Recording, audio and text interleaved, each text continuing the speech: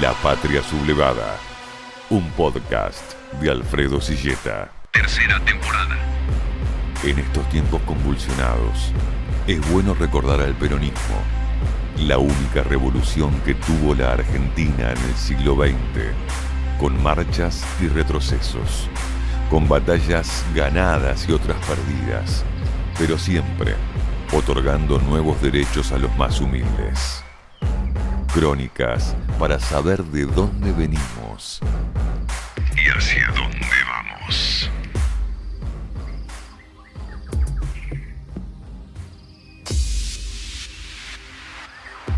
Esa mujer, le oigo murmurar, estaba desnuda en el ataúd y parecía una virgen.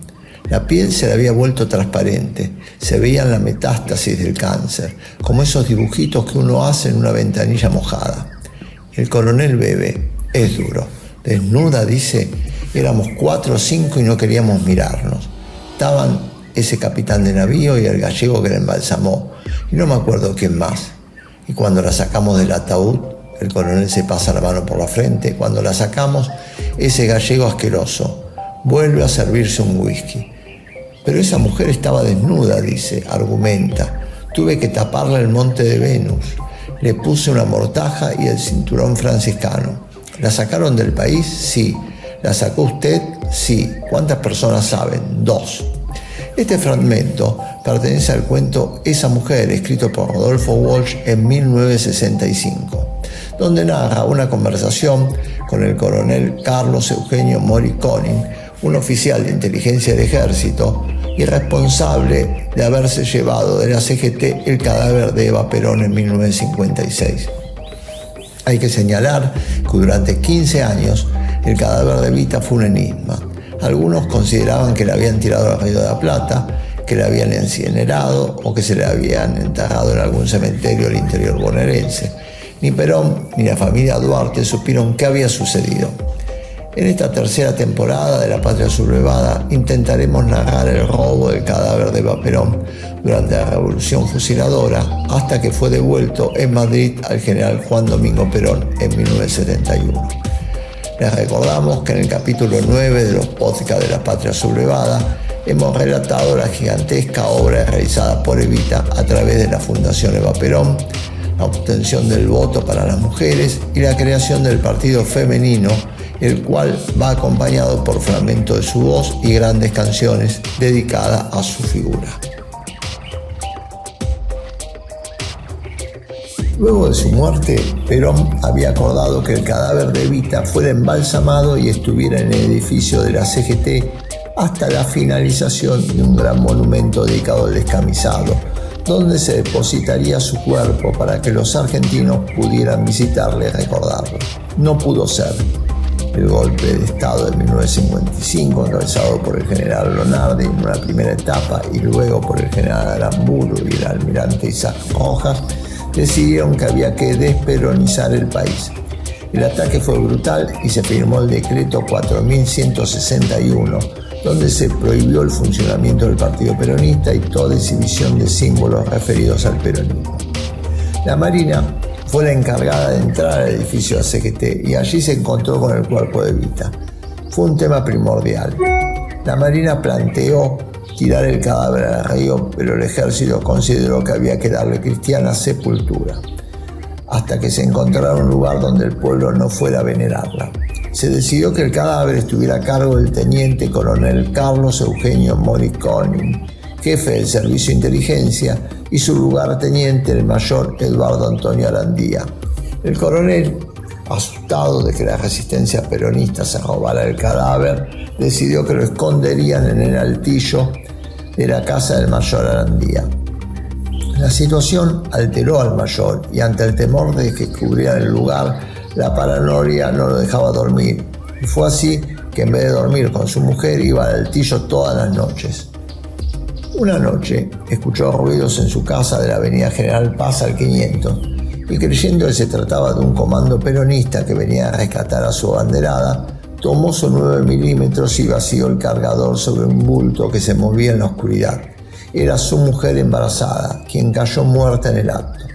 Morris Konin, desesperado ante tal situación, Decidió llevar el cuerpo a su casa, pero su esposa María se opuso terminantemente. En casa el cadáver no, todo tiene un límite, le dijo, por lo cual el coronel la llevó a su despacho. Por esos días, el coronel se obsesionó con el cuerpo de Evita, el cual mostraba a los visitantes y en la soledad de la noche, con algunos whiskies encima, manoseaba su desnudez. Escuchemos ahora un fragmento del cuento de esa mujer por el mismo Rodolfo Walsh. ¿Qué querían hacer? Fondearla en el río, tirarla de un avión, quemarla y arrojar los restos por el inodoro, diluirla en ácido. ¿Cuánta basura tiene que oír uno? Este país está cubierto de basura. Uno no sabe de dónde sale tanta basura, pero estamos todos hasta el cogote. Todos, coronel, porque en el fondo estamos de acuerdo, ¿no? Ha llegado la hora de destruir, habría que romper todo. Y orinarle encima, pero sin remordimientos, coronel, enarbolando alegremente la bomba y la picana. Salud, digo levantando el vaso. No contesta. Estamos sentados junto al ventanal. Las luces del puerto brillan, azul mercurio. De a rato se oyen las bocinas de los automóviles arrastrándose lejanas como las voces de un sueño. El coronel es apenas la mancha gris de su cara sobre la mancha blanca de su camisa. Esa mujer, le oigo murmurar, estaba desnuda en el ataúd y parecía una virgen. La piel se le había vuelto transparente, se veían las metástasis del cáncer como esos dibujitos que uno hace en una ventanilla mojada. El coronel bebe, es duro. Desnuda, dice. Éramos 4 o 5 y no queríamos mirarnos. Estaba ese capitán de navío y el gallego que la embalsamó y no me acuerdo quién más. Y cuando la sacamos del ataúd, el coronel se pasa la mano por la frente. Cuando la sacamos, ese gallego asqueroso oscurece por grados, como en un teatro. La cara del coronel es casi invisible. Solo el whisky brilla en su vaso, como un fuego que se apaga despacio. Por la puerta abierta del departamento llegan remotos ruidos. La puerta del ascensor se ha cerrado en la planta baja. Se ha abierto más cerca. El enorme edificio cuchichea, respira, gorgotea con sus cañerías, sus incineradores, sus cocinas, sus chicos, sus televisores, sus sirvientas. Y ahora el coronel se ha parado, empuña una metralleta que no le vi sacar de ninguna parte, y en puntas de pie camina hacia el palier, enciende la luz de golpe, mira el ascético, geométrico, irónico, vacío del palier, del ascensor, de la escalera, donde no hay absolutamente nadie, y regresa despacio, arrastrando la metralleta. La Patria Sublevada. Tercera temporada. El presidente Aramburu, enterado de lo que sucedía con el coronel Morris Conning, dispuso el relevo y su traslado a Comodoro Rivadavia. Lo llamó el coronel Héctor Cabanillas, quien propuso que lo mejor era sacar el cuerpo del país. Cabanillas, responsable del operativo traslado, decidió organizar con el capellán Francisco Paco Roger buscar el soporte del Vaticano para trasladar el cuerpo a Italia y darle cristiana sepultura. Finalmente, con el apoyo del padre Giovanni Penco, general de los Paulinos, fue inhumada en el cementerio mayor de Milán con el nombre falso de María Maggi de Magistri. Una laica consagrada de la Orden de San Pablo, conocida como la tía Pina, fue la encargada de llevarle flores durante los 14 años que el cuerpo permaneció sepultado en Milán. Pina nunca supo que le estaba llevando flores a Eva Perón. La operación eclesiástica militar fue un éxito y uno de los secretos de la historia argentina mejor guardados. Escuchemos la voz del coronel Cabanillas. Gracias a la activa y muy especial intervención de la Iglesia, es posible llevar a cabo la operación de evasión del cadáver de la Eva y mandarla a Italia. Ahí intervino directamente un delegado de su santidad para allanarme el camino, tal así que fue el que se ocupó de la compra del tumbino y tomó todos los recaudos correspondientes para esperar el ingreso del cadáver a Milán. El cadáver fue depositado en el año 57 en un tumbino, como le dicen los italianos, de Milán, que habíamos comprado el tumbino ese por 30 años, propiedad 30 años, y nunca más se habló de ese problema. Nosotros jamás hicimos eco ni comentario, ni siquiera el teniente general Aramburu tenía conocimiento de dónde estaba el cadáver de la Eva. Luego del Cordobazo de mayo de 1969, la violencia política creció en todo el territorio argentino y el grito de lucha y vuelve fue una realidad con la toma de fábricas y la aparición de la guerrilla urbana. De todos los hechos violentos de 1970 hubo uno que acaparó la mayor repercusión: el secuestro y asesinato del general Pedro Eugenio Aramburu.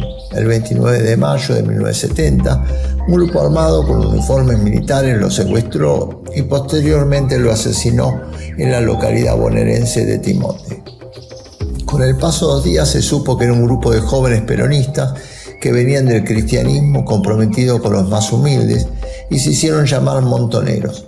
Más allá de juzgarlo a Aramburu por los fusilamientos de 1956, lo interrogaron sobre el cadáver de Evita. En el comunicado número 3 de Montoneros del 31 de mayo de ese año, dicen que a Aramburu se declaró responsable de la profanación del lugar donde descansaban los restos de la compañera Evita y la posterior desaparición de los mismos para quitarle al pueblo hasta el último resto material de quien fuera su abanderada. Escuchemos la voz de Firmenich en un reportaje del año 2004 en Barcelona. El primer tema principal en realidad fue la revolución propia, la revolución del 55 y el fusilamiento de Valle. Y el otro tema principalísimo era el del cadáver de Evita, que todavía era un misterio. Dijo que él no se acordaba bien, pero de lo que se acordaba, que el cadáver de Evita tenía cristiana sepultura y que toda la documentación que estaba en Italia y que había toda la documentación, que no se había destruido el cadáver, etcétera, etcétera, que se lo había sacado de circulación por razones políticas. Para nosotros la sentencia ya estaba escrita, o sea, nosotros realmente no nos consideramos el tribunal que tomó una decisión, nos considerábamos la fuerza, la mano ejecutora de una sentencia política. La Patria Sublevada. Tercera temporada. En marzo de 1971, el hombre fuerte de las Fuerzas Armadas, Alejandro Agustín Lanusse, asumió la presidencia con la intención de buscar un acuerdo con el viejo líder y en lo posible intentar una retirada decorosa del gobierno, intentando dejar un civil con acuerdo del peronismo. Por primera vez, los militares asumían que todas las tácticas utilizadas para proscribir al peronismo de 1955 habían fracasado. Desde la lejanía, Perón mantenía su liderazgo, ahora ampliado por sectores estudiantiles y de clase media. La estrategia de Lanusse era preservar el sistema a partir de un gran acuerdo nacional, conducido por las Fuerzas Armadas, que permitiría como máximo llegar a un acuerdo con Perón para que el próximo presidente fuera el mismo Lanusse o como mínimo un civil que no fuera peronista. Decidió pactar con el general Perón, decidió como muestra de buena voluntad devolver el cadáver de Perón. Allí, por pedido de Lanusse, reaparece una vez más el coronel Cabanillas, que viaja a Italia para cumplir con el operativo Devolución. El cuerpo fue exhumado el 1 de septiembre de 1971, llevado a España y entregado a Perón en Puerta de Hierro 2 días después por el embajador Rojas Silveira. Escuchemos al coronel Cabanillas. Tomamos contacto con el padre Angeli, que era el prácticamente personero nombrado por el Vaticano, que fue muy necesaria su intervención, porque iba a hacer una serie de escritos en italiano a la municipalidad misma de Milán, para poder retirar ese cadáver, dando los argumentos de que por qué se sacaba un cadáver de ese cementerio que hacía 15 años estaba sepulto ahí y para trasladarlo a Madrid. Retiramos el cadáver. Los obreros proceden a abrir el féretro con todos los ejercicios que tienen que hacer para levantar la tapa por la chapa, y cuando levantan la chapa ven eso y se quedan como enloquecidos. Todos se agarraron y que iban disparándose a la puerta para irse. ¡Milagro, milagro, milagro!, gritaban, porque evidentemente el cadáver era una muñeca intacta. Después de 15 años estar un cadáver ahí, ¿cómo era posible que estuviera intacta así? Se le explicó que estaba momificada, que no había ningún problema, y repartimos unas cuantas liras a la gente esta, y con eso quedaron más o menos tranquilos. Tercera temporada. El cuerpo de Evita fue entregado en la quinta el 17 de octubre por el embajador Rojas Silveira y el propio Cabanillas. Se redactó un acta que fue firmada por todos los presentes. En el documento, Rojas Silveira y Perón dejan expresa constancia de que el primero ha procedido a entregar al señor Juan Domingo Perón con la plena conformidad de una caja mortuoria que contiene los restos mortales de su señora, esposa doña María Eva Duarte de Perón. Cuando se retiraron, Jorge Daniel Paladino, delegado de Perón en ese entonces, contó que ayudó a Perón a abrir el féretro. No quisimos avisar a ninguna casa mortuoria especialista en el tema, porque la ley española decía que el cadáver debía ser enterrado, explicó. A la pregunta de qué había dicho Perón una vez abierto el ataúd, Paladino respondió: no mucho. Dijo: sí, efectivamente es Eva, y nada más. Estaba con el gesto muy adusto, concentrado. No era un hombre de mostrar sus emociones, pero la procesión la llevaba por dentro. Un día después de la entrega del cadáver, llegó a Madrid el joven empresario Carlos Espadone, quien cuenta ese momento. Y compré 2 docenas de claveles rojos en una florería que encontré y llegué a Puerta de Hierro con los claveles. El cuerpo de Eva Perón estaba todavía en la caja de madera. Perón estaba muy mal, Isabel también. Él estaba muy triste, estaba mal. No era el Perón que yo conocía siempre, que después también fue. Bien, ahí donde estoy con Perón, ahí en ese living, en un costado estaba, arriba de una mesa, estaba el cajón, la caja, con Evita adentro, ¿no? Sacamos el cuerpo entre el jardinero, Perón y yo, bajamos la caja al piso y pusimos el cadáver de Eva Perón arriba de esa mesa. El cuerpo, cuando nosotros lo sacamos del cajón ese, del ataúd, estaba lleno de barro, ¿no es cierto? La patria sublevada. Ese mismo día, por pedido de Perón, llega el doctor Pedro Ara, quien residía en Madrid, para revisar el cadáver. Contará lo siguiente: a primera vista, el espectáculo impresionaba lastimosamente: humedad y suciedad.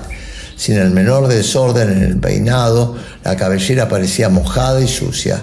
Las horquillas derrumbadas se quebraban entre nuestros dedos. La esposa del general comenzó a deshacer las trenzas de Eva para ventilar y secar sus cabellos y limpiarnos del derrumbe y la tierra. La historia del cuerpo de Perón no terminará acá. En 1974, ya muerto el general Perón, Montoneros roba el cadáver de Aramburu y señalará que no lo devolverá hasta que Evita esté en nuestro país. Fue así que la presidenta Isabel Perón ordena en noviembre de ese año que vuelva el cadáver de Evita a la Argentina para que descanse al lado del general Perón en la residencia Olivos. Tras el golpe de Estado de marzo de 1976, la Junta Militar decide que Eva Perón será trasladada al cementerio de la Recoleta, donde se encuentra la bóveda de la familia Duarte. Hoy miles de personas siguen visitando su tumba para llevarle una flor siempre viva, la preferida de Evita. Sin duda, el peronismo no hubiera sido el mismo sin Eva Perón. Ella puso la cuota de amor y fanatismo que necesitan las grandes causas. Mientras yo ponía los ladrillos, construía la casa grande que nos iba a cobijar a todos, ella abrigaba a los que estaban afuera, para que no se murieran de frío esperando para entrar. Ella fue candidato a todo y nunca quiso ser nada. Era una mujer tan extraordinaria que dejó una obra que creo que no se olvidará en la historia argentina, aunque pasen muchos años.